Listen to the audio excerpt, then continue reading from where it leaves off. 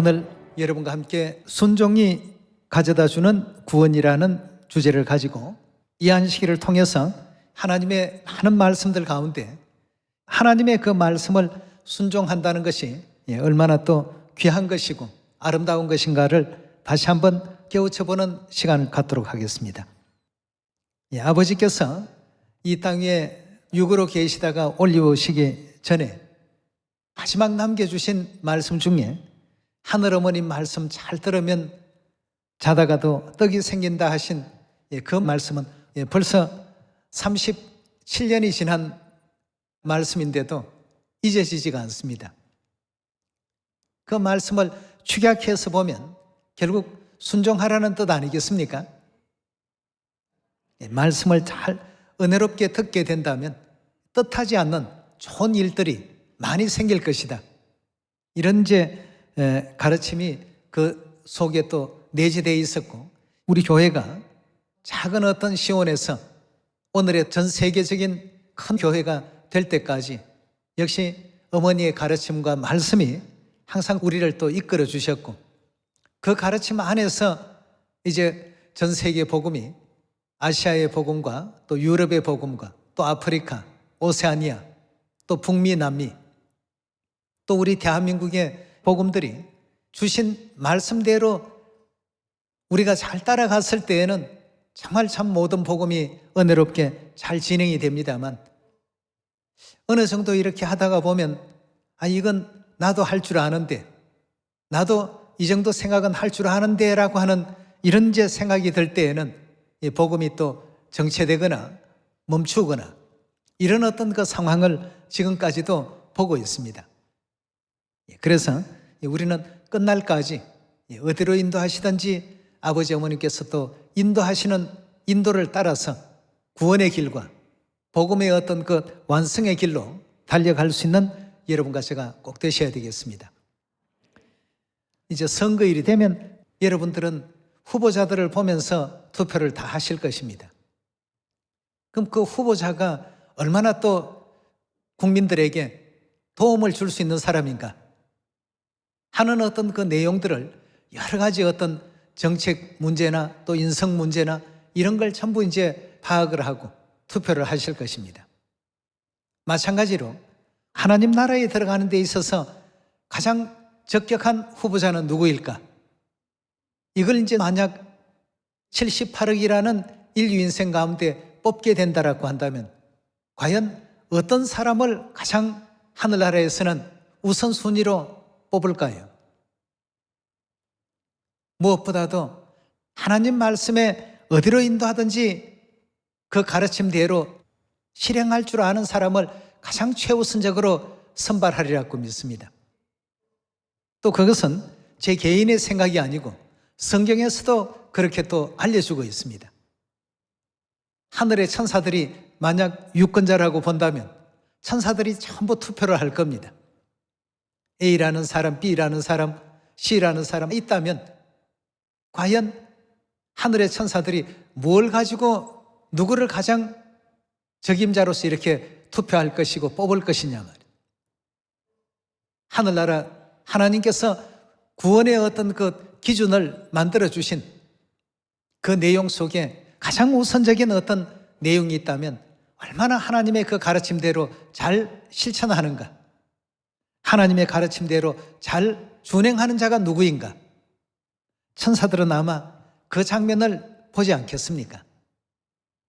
그래서 성경에 기록되어 있는 여러 많은 어떤 내용들 가운데 이 순종이라는 내용에 있어서도 하나님 말씀에 절대 순종하는 경우들이 있었고, 처음에는 순종을 했는데 얼마간 지나면 마음이 불순종으로 바뀐 예도 있었습니다. 다른 경우로 보면 반점은 순종하고 반점은 불순종하는 경우도 있습니다. 네 번째 경우는 아예 처음부터 끝까지 불순종하는 경우도 있습니다. 이 네 가지 유형이 성경 가운데 전부 기록이 되어 있습니다. 그렇다면 이 네 유형 가운데 어떤 사람에게 과연 천국에 올 수 있는 그 문이 활짝 열려 있는가를 오늘 이런 내용을 한번 살펴보시면서 아버지께서 마지막 남겨주신 그 가르침 가운데 하늘어머니 말씀 잘 들으면 자다가도 떡이 생긴다. 생각지 못했던 어떤 좋은 일들이 많이 발생하게 될 것이다. 우리 하나님의 교회는 아버지 어머님 은혜로운 가르침 안에서 그 작았던 하우스 처치의 교회가 국내에서뿐만 아니라 전 세계적인 교회로 발전이 되었다는 것. 이 모든 것이 결국 주신 가르침 따랐을 때 일어났던 좋은 어떤 복음의 결과였다라고 이렇게 볼 수가 있겠습니다. 자, 그렇다면 이런 내용을 성경이 알려주신 가르침 가운데 우리 신명기 8장을 한번 열어서 하나님의 뜻을 배워나가 보도록 하겠습니다. 신명기서 8장입니다. 신명기서 8장 1절의 말씀 보시면 내가 오늘날 명하는 모든 명령을 너희는 지켜 행하라고 했습니다. 그럼 누구의 명령을 지켜 행하라고 했냐 하면 하나님께서 주신 그 명령을 지켜 행하라고 했습니다. 그리하면 너희가 살고 번성하고 여호와께서 너희의 열조에게 맹세하신 땅에 들어가 그것을 얻으리라. 하나님께서 주시겠다고 약속하신 그 약속의 땅을 얻을 수가 있다. 구약의 가나안 땅이라고 하는 것은 영적인 의미로 바라보게 된다면 천국을 의미합니다. 순종의 역사도 있었고 불순종의 역사도 있었고 반은 순종하고 반은 불순종하는 경우도 있었고 아예 그냥 전체 다 불순종해버린 역사도 그 가나안 땅까지 가는 과정 속에 전부 일어났습니다. 자, 그렇다면 오늘날 하늘 백성들이 영원한 천국에 들어가는 그 과정 속에는 반점은 순종하고 반점은 불순종하고 처음에는 100% 순종했다가 뭐 얼마 지나지 않아서 시험이 들거나 또 믿음의 기름이 떨어져서 100% 불순종해버리는 그러한 어떤 경우도 나올 수가 있을 것입니다. 신명기서 기록된 내용의 말씀을 보면 하나님의 말씀은 가나안 가는 그 순간까지도 또 가나안에 들어갔어도 항상 그 가르침대로 살아야 된다는 것을 오늘날 우리에게 가르침을 주시는 하나의 어떤 모형이요 그림자라고 볼 수가 있겠습니다. 2절의 말씀 보시면 내 하나님 여호와께서 이 40년 동안에 너로 광야의 길을 걷게 하신 것을 기억하라. 이는 너를 낮추시고 너를 어떻게 했다고요? 그럼 뭘 시험을 했느냐 이겁니다. 40년 동안에 40년 동안 하나님께서 시시때때로 시험 문제를 그 이스라엘 백성들에게 제시를 했습니다. 각자에게 각각 다른 문제를 제시했습니다. 너를 시험하사 내 마음이 어떠한지 이걸 하나님께서 알고 싶으셨습니다. 그 명령을 지키는지 아니 지키는지 알려 하려 하심이라. 그 명령을 지키는지 아니 지키는지를 쉽게 얘기하면 순종하는지 불순종하는지 그 여부를 얼마 동안요? 가나안에 들어가는 그날까지 계속 그걸 점검하시고 체크하셨다고 했습니다. 그럼 40년 광야의 그 모든 역사는 순종과 불순종에 대한 이 내용을 하나님께서 전부 점검하신 그 기간이었다고 볼 수 있겠습니다. 그럼 오늘날 우리가 믿음의 광야길을 걷고 있는데요. 믿음의 삶을 살아가는 모든 과정도 천국 가는 그날까지도 하나님의 말씀을 순종하는 자와 불순종하는 자, 또 준행하는 자와 준행치 아니하는 자, 이걸 전부 가려내는 역사라고 볼 수가 있겠습니다. 자, 그렇다면 그런 내용을 하나하나 살펴보도록 하겠습니다. 요한계시록 14장입니다. 요한계시록 14장 1절의 말씀 보도록 하겠습니다. 또 내가 보니 보라 어린 양이 시온산에 섰고 그와 함께 14만 4천이 섰는데 그 이마에 어린 양의 이름과 그 아버지 이름 선 것이도다. 내가 하늘에서 나는 소리를 들으니 많은 물소리도 같고 큰 외성도 같은데 내게 들리는 소리는 검은 곶 타는 자들의 검은 곶 타는 것 같더라. 저희가 보좌와 네 생물과 장로들 앞에서 새 노래를 부르니 땅에서 구속함을 얻은 14만 4천인 밖에는 이 노래를 배울 자가 없더라. 이 사람들은 여자로 더불어 더럽히지 아니하고 정절이 있는 자라. 어린 양이 어디로 인도하든지 어떻게 해요? 여기에는 개인의 싫고 좋은 것이 없었습니다. 그만큼 어린 양에 대한 절대적인 어떤 믿음과 확신이 있었죠. 어린 양이 어디로 인도하든지 따라간다라고 하는 것은 이들은 하나님의 그 말씀과 가르침에 순종하는 100%의 믿음을 가진 자들이었습니다. 이런 사람들이 성경에서는 지구에서 구속함을 받은 사람들이라 이렇게 사도 요한은 계시 가운데서 그 광경을 보게 된 것입니다. 어디로 인도하든지 간다 하는 것은 절대적인 순종이죠. 밤이 됐든 낮이 됐든 사막길이든 오아시스의 길이든 구분하지 않습니다. 외적인 환경과 조건은 하나도 따지지 않습니다. 어린 양과 성도의 어떤 관계만 여기에 언급되어 있습니다. 그래서 우리가 이 영원한 천국 구원에 나아가는 그 구원받은 하늘 백성들의 그 입장을 바라보게 된다면 하나님의 그 가르침에 얼마나 절대시했고 하나님의 어떤 말씀에 얼마나 참 순종하는 은혜로운 믿음을 가졌는가를 요한계시록 14장을 통해서 바라볼 수가 있습니다. 또 그 다음 경우를 한번 보겠습니다. 처음에는 순종을 했는데 얼마 지나지 않아서 마음이 바뀌어서 믿음이 변심이 되어서 불순종하는 어떤 그 경우를 예레미야 34장에서 한번 알아보도록 하겠습니다. 예레미야 34장 8절의 말씀 보겠습니다. 34장 8절입니다. 시드기야 왕이 예루살렘에 있는 모든 백성과 언약하고 자유를 선언한 후에 여호와께로서 말씀이 예레미야에게 임하니라. 그 언약은 곧 사람으로 각기 히브리 남녀 노비를 놓아 자유케 하고 그 동족 유다인으로 종을 삼지 못하게 한 것이라. 이 언약에 참가한 방백과 모든 백성이 각기 노비를 자유케 하고 다시는 종을 삼지 말라 함을 듣고 순복하여 놓았더라 하였습니다. 시드기야 왕과 이스라엘 모든 백성들이 하나님의 그 율법에 언약된 대로 그대로 살기로 마음을 이제 굳혔습니다. 모세 율법 가운데서도 집안에 있는 종이 히브리 민족인 경우에 6년간은 종노릇을 하지만 7년째는 다 그들을 해방시켜 주라 하신 하나님의 그 율법이 신명기서에 보면 기록되어 있습니다. 그동안은 그런 것 관계없이 6년이 아니라 7년이 되고 10년이 되더라도 종으로 계속 이렇게 데리고 있다가 이제 시드기야 왕 때에 와서 시드기야 왕이 선지자의 말과 하나님의 어떤 율법에 그런 내용이 있다는 것을 비로소 알고 따르기로 결심을 하고 각자 이제 데리고 있던 종들을 전부 해방시켜 주는 일이 있었습니다.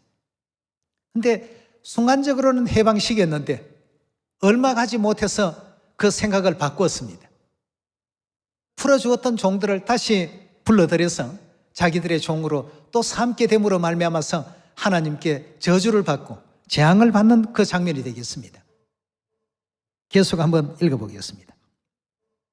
10절의 말씀 보시면 이 언약에 참가한 방백들과 모든 백성이 각기 노비를 자유케 하고 다시는 종을 삼지 말라 함을 듣고 순복하여 놓았더라. 순복했다는 것은 처음에는 그 율법의 말씀대로 하나님의 가르침대로 순종해서 다 풀어주고 놓아주었습니다. 그랬다가 11절에요. 후에 그들이 어떻게 됐다고요? 뜻이 변하여 마음이 이제 변했습니다. 얼마간 시간이 지나고 보니까 그때 왜 놓아줬지? 그 종들이 하는 일들이 참 많았는데 집안일도 다 했고 논밭도 다 갈았고 모든 일에 그들이 없이 자기들이 직접 해보려고 하니까 힘들거든요. 11절에 다시 봅니다. 후에 그들이 뜻이 변하여 자유케 하였던 노비들을 어떻게 했다고요? 다시 잡아들였습니다. 끌어다가 다시 복종시켜 노비를 삼았더라. 12절입니다. 여호와의 말씀이 여호와께로서 예레미야에게 임하니라. 가라사대 이스라엘 하나님 나 여호와가 이같이 말하노라. 내가 너희 선조를 애굽 땅 종되었던 집에서 인도하여 낼 때에 그들과 언약을 세워 이르기를 너희 형제 히브리 사람이 내게 팔렸거든 7년 만에 그들을 각기 놓으라. 그가 6년을 너를 섬겼은즉 그를 놓아서 자유케 할지니라 하였으나 너희 선조가 나를 듣지 아니하여, 다시 말해서 불순종하여 귀를 기울이지 아니하였나니라. 15절입니다. 그러나 너희는 이제 돌이켜 내 목전에 정당히 행하여 각기 이웃에게 자유를 선언하되 내 이름으로 일컬음을 받는 집에서 내 앞에서 언약을 세웠거늘 너희가 뜻을 변하여 내 이름을 더럽히고 각기 놓아 그들의 마음대로 자유케 하였던 노비를 끌어다가 다시 너희에게 복종시켜서 너희의 노비를 삼았도다. 17절의 말씀 보시면 그러므로 나 여호와가 이같이 말하노라. 너희가 나를 듣지 아니하고 즉 불순종하고 각기 형제와 이웃에게 자유를 선언한 것을 실행치 아니하였은즉 내가 너희에게 자유를 선언하여 너희를 칼과 연병과 기근에 붙이리니 나 여호와의 말이니라. 내가 너희를 세계 열방 중에서 흩어지게 할 것이다 하고 했습니다. 그리고 쭉 22절까지 계속 읽어보시면 전부 그 뒤에는 저주와 멸망과 형벌로서 말씀이 채워져 있습니다. 신명기 15장 12절의 말씀 보겠습니다. 내 동족 히브리 남자나 히브리 여자가 내게 팔렸다 하자 만일 6년을 너를 섬겼거든 제7년에는 너는 그를 놓아서 자유케 할 것이요 그를 놓아 자유케 할 때에는 공수로 가게 하지 말고 내 양무리 중에서 타작마당에서와 포도주 틀에서 그에게 후히 줄지니 곧 내 하나님 여호와께서 내게 복을 주신 대로 그에게 줄지니라 하고 했습니다. 자, 여기에 지금 보면 율법 조문 가운데 이미 이런 항목이 있었습니다. 6년 동안 히브리 사람이 너에게 종살이를 하거든 6년은 종으로서 생활했을지라도 7년째 되면 그를 자유롭게 풀어주라고 했습니다. 시드기야 왕과 백성들이 다 그 뜻대로 순종하고 따르기로 했습니다. 놓아 보내겠다고 했으면 보내줘야 될 것인데 처음에는 다 풀어주었다가 얼마 지나지 않아서 다시 그들을 잡아들여서 하나님의 그 명령을 처음에는 순종을 했다가 후에는 불순종해버리는 이런 경우가 되었습니다. 그러니까 하나님께서 이제 말씀을 주시기를 너희가 그렇게 실행치 아니했기 때문에 이러이러한 결과가 나올 것이다. 연병과 또 재난과 재앙들이 너희에게 내리게 될 것이고 원수들의 칼날에 너희가 멸절함을 당하게 될 것이다. 불순종의 결과에 대한 내용들을 하나님께서 일깨워 주셨습니다. 자, 우리 요한계시록 14장을 보면 어린 양이 어디로 인도하든지 거기에는 절대적인 순종이 뒤에 따랐습니다. 예레미야 34장에는 보니까 한순간은 순종했다가 그 다음부터는 불순종이 또 이루어집니다. 하나님께서 이거 복 주신다라고 하지 않았습니다. 전부 멸절하시겠다라는 내용으로서 그 뒤에 22절까지 계속 이어진다는 것을 확인할 수가 있겠습니다. 그 다음 사무엘상 15장 말씀 보도록 하겠습니다. 자, 또 다른 경우의 순종에 대한 그 문제들을 보면 사울왕 때에 반은 순종하고 반은 불순종하는 그런 경우가 또 있었습니다. 하나님께서는 또 어떤 결말을 지어주시는지 사무엘상 15장입니다. 사무엘상 15장 1절의 말씀 봅니다. 사무엘이 사울에게 이르되 여호와께서 나를 보내어 왕에게 기름을 부어 백성 이스라엘 위에 왕을 삼으셨은즉 이제 왕은 여호와의 말씀을 들으소서. 만군의 여호와께서 이같이 말씀하시기를 아말렉이 이스라엘에게 행한 일 곧 애굽에서 나올 때의 길에서 대적한 일을 내가 추억하노니 지금 가서 아말렉을 쳐서 그들의 모든 소유를 남기지 말고 진멸하되 남녀와 소아와 젖먹는 아이와 우양과 약대와 나귀를 죽이라 하셨나이다. 살아있는 것은 하나도 남기지 말고 전부 멸절하라는 이와 같은 분부가 내렸습니다. 4절입니다. 사울이 사울 왕이죠. 백성을 소집하고 그들을 들라임에서 계수하니 보병이 20만이요 유다 사람이 1만이라. 사울이 아말렉 성에 이르러 골짜기에 폭병하니라. 사울이 겐 사람에게 이르되 아말렉 사람 중에서 떠나 내려가라. 그들과 함께 너희가 멸하게 될까 하노라. 이스라엘 모든 자손이 애굽에서 올라올 때에 너희가 그들을 선대하였나니라. 이에 겐 사람이 아말렉 사람 중에서 떠나니라. 7절의 말씀 보시면 사울이 하윌라에서부터 애굽 왕 수울에 이르기까지 아말렉 사람을 치고 아말렉 사람의 왕 아각을 사로잡고 칼날로 그 모든 백성을 진멸하였으되 사울과 백성이 아각과 그 양과 소와 좋은 것과 또 기름진 것과 어린 양과 모든 좋은 것은 남기고 진멸하기를 절개치 아니하고 가치 없고 낮은 것은 진멸하니라 하고 했습니다. 이 순종의 경우를 보면 계시록 14장에 나타났던 하나님의 성도들은 어린 양이 어디로 인도하든지 절대적인 순종의 모습을 보였습니다. 그들은 성경에서 증거받기를 이 땅에서 구속받기에 합당한 자로서 여김을 입은 자들이었습니다. 예레미야 34장에 시드기야 왕과 그 유다 백성들의 경우를 바라보게 되면 처음에는 100% 순종했습니다. 근데 얼마간 시간이 지나고 난 후에 100% 불순종으로 돌아섰습니다. 그런 경우였습니다. 근데 사무엘상 15장에는 보면 한 가지 일을 반은 순종하고 반은 불순종했습니다. 비루먹고 형편없는 그런 짐승들은 가치 없는 것은 전부 죽이고 좀 살찌고 또 가치가 있다 싶은 것은 전부 살려서 돌아왔습니다. 하나님께서 오늘날 우리가 천국으로 나아가는 길이 하나님의 그 뜻을 준행하는 데 있어서 다양한 어떤 형태의 불순종의 그 모습들을 옛날 역사를 통해서 다 지금 보여주고 계십니다. 100% 순종하는 사람, 그것도 끝까지 따라가는 사람, 얼마간은 100% 순종하다가 얼마간 또 불순종하는 그런 경우의 사람, 사울왕과 이스라엘 그 군대와 같이 반은 순종하고 반은 불순종하는 경우의 사람, 또 아예 처음부터 다 불순종하는 사람,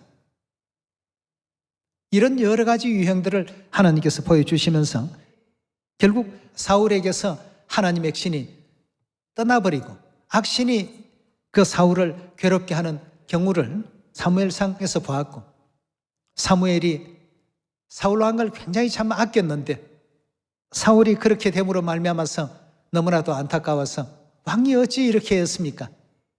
이 안타까워하는 그 장면이 그 뒤에 보면 등장하고 있습니다. 자, 그렇다면 이 순종과 불순종의 모든 어떤 내용은 왜 하나님께서 이렇게 중요하게 여기셨느냐 하면 순종치 못한 사람들이 가나안 땅에 못 들어간 것처럼 순종치 못한 사람들은 천국에 갈 수 없기 때문에, 이래서 이제 하나님께서 구약의 그림자의 역사 속에 이 모든 장면들을 보여주셨던 것입니다. 우리 히브리서 3장으로 한번 말씀 옮겨봅시다.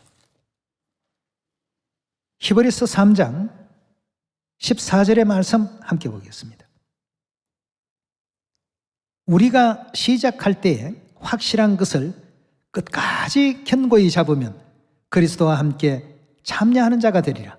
어디에 참여한다고요? 하늘 그 영광에 참여하는 자가 될 수 있다고 했습니다. 18절로 넘어갑니다. 또 하나님이 누구에게 맹세하사 그의 안식에 들어오지 못하리라 하셨느뇨. 어떤 자가 못 들어간다고요? 순종치 아니하던 자에게가 아니냐. 이로보건대 저희가 믿지 아니함으로 능히 들어가지 못한 것이라고 했습니다.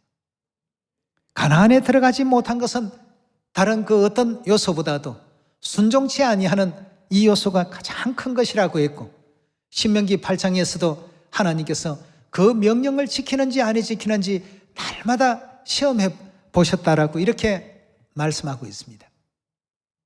이 40년간 하나님께서 순종하는 마음인가 그렇지 못한 마음인가? 이걸 이제 지켜보신 것이라고 했는데요. 결국 히브리서 3장 18절에 주신 말씀의 그 결론을 보면 순종치 아니하던 그 사람들이 하나님께서 예비해 놓으신 그 영원한 안식, 영적으로 표현해 본다면 천국 안식에 들어갈 수 없다라는 이와 같은 사실을 설명하고 있는 대목이 되겠습니다. 4장 6절의 말씀 보겠습니다. 같은 말씀인데요. 그러면 거기 들어갈 자들이 남아있거니와 복음 전함을 먼저 받은 자들은 순종치 아니함을 인하여 어떻게 했다고요? 들어가지 못하였다고 했습니다. 그 순종치 아니함으로 들어가지 못했기 때문에 7절에 뭐라고 했습니까? 오랜 후에 다윗의 글에 다시 어느 날을 정하여 오늘날이라고 미리 같이 일렀으되 오늘날 너희가 그의 음성을 듣거든 그의 음성을 들을 기회가 너희에게 주어지거든 너희는 그 마음을 어떻게 하라고 했습니까? 강팍해 하지 말라. 불순종하는 그런 마음으로 그 음성을 대하지 말라는 것입니다. 노아와 같이 노아가 하나님의 모든 말씀에 준행하였더라. 이 구원받은 사람들은 항상 하나님의 그 음성을 대할 때 강팍한 마음으로 대하지 않습니다. 그 말씀을 즐겨 순종하는 쪽으로 이렇게 대하기 때문에 오늘날 너희가 그의 음성을 듣거든 너희 마음을 강팍해 하지 말라. 또 11절의 말씀 보겠습니다. 그러므로 우리가 저 안식에 들어가기를 힘쓸지니 이는 누구든지 저 순종치 아니하는 본에 빠지지 않게 하려 함이라. 순종치 아니하는 그 본에 빠지지 않게 하기 위해서 하나님께서는 이런 구약의 그림자의 역사를 만들어 놓으셨습니다. 오늘날 하나님께서는 우리 인류 인생들을 구원하시기를 기뻐하십니다. 영원한 천국에 다 데려가시기를 원하시는데 이 땅에 살아가는 과정에서 생각의 가치관이 다르고 삶의 어떤 목표가 다르다가 보니까 한순간은 하나님 말씀 쪽에 서긴 했는데 살다가 보니까 그렇게 살려고 하니까 뭔가 좀 불편하다. 주위 사람들이 알아주지를 않는다. 주위 사람들과 어울릴 수가 없다. 이런 등등의 어떤 자기 나름대로의 그 즐거움과 또 삶의 어떤 도락을 위해서 결국 하나님의 말씀을 조금 베어내고 다른 것은 내가 90% 하는데 10%점이야 어떠려고 그러다 보니까 50%점이야 어떠려고 나중에는 90%점이야 어떠려고 그래도 10%는 내가 하고 있지 않는가. 자꾸 이런 경우가 되니까 하나님께서는 50% 불순종하고 50% 순종했던 사울왕의 역사는 100% 순종치 아니하는 것과 같다고 했습니다.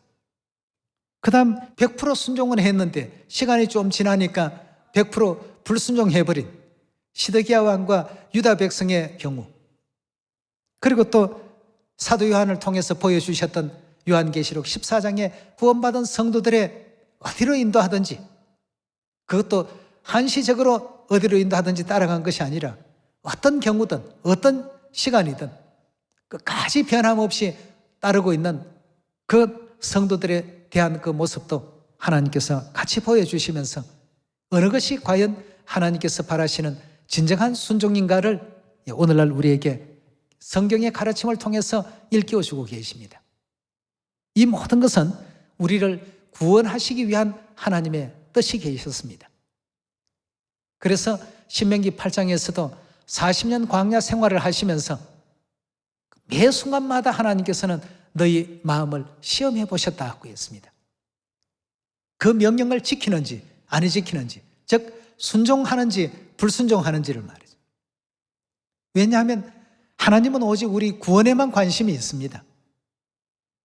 우리를 죄사함 주시고 천국으로 데려가시고자 하시는 구원에 관심이 있는데 구원받을 백성의 어떤 생각과 정신이 지금 하나님과 일치가 안 되니까 따라갈 수가 없습니다. 여러분도 저도 천국을 소망하고 또 구원을 바란다라고 한다면 남은 모든 시간도 진실로 어디로 인도하든지 끝까지 나아갈 수 있는 우리가 되어야 되지 않겠습니까? 예, 이런 것이 온전히 하루라도 빨리 이루어져야 하나님의 이제 심판이 이 땅에 내려지게 됩니다. 너희의 복종이, 너희의 순종하는 그 믿음이 온전해질 때에 그제서야 비로소 순종치 아니하는 자들을 심판하기 위해서 형벌하시겠다는 고린도후서 10장의 말씀이 있지 않습니까? 고린도후서 10장입니다. 고린도후서 10장 4절의 말씀 보겠습니다.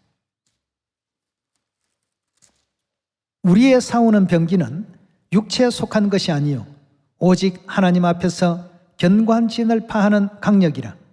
모든 이론을 파하며 하나님 아는 것을 대적하여 높아진 것을 다 파하고 모든 생각을 사로잡아 그리스도에게 복종케 하니 너희의 복종이 온전히 될 때에 모든 복종치 않는 것을 벌하려고 예배하는 중에 있노라 하고 했습니다. 그럼 결국 심판이 언제 이루어지느냐 하면 우리의 하나님에 대한 그 모든 믿음과 또 말씀에 대한 순종이 온전히 이루어질 때 복종치 아니하는 이 세상을 형벌하시겠다, 심판하시겠다고 이렇게 알려주고 계십니다. 우리 주위에 일어나는 우크라이나 사태라든가 또는 미얀마 사태나 현재 겪고 있는 코로나 사태나 전 세계가 다 겪고 있는 이런 어떤 대재앙의 징후 속에 우리가 무엇이 과연 부족한가? 오늘의 우리의 믿음 가운데서 어떤 점이 하나님께서 시험을 하실 때 낙제 점수를 받고 있고 어떤 것이 월등한 어떤 우등 점수를 받고 있는가? 잘 다시 한번 되새겨 보시면서 오늘 또 어디로 인도하시든지 그 선하신 가르침대로 살아갈 줄 아는 여러분과 저의 은혜로운 믿음의 시간들이 다 되시길 바라겠습니다. 하늘 어머님 말씀 잘 들으면 자다가도 떡이 분명히 생깁니다. 뜻하지 않는 좋은 일들이 많이 발생할 것이니까 그렇게 꼭 굳게 믿으시고 말씀대로 살아가는 하늘 가족들이 다 되시길 부탁드리면서 오늘 말씀 이것으로 마치도록 합니다. 감사합니다.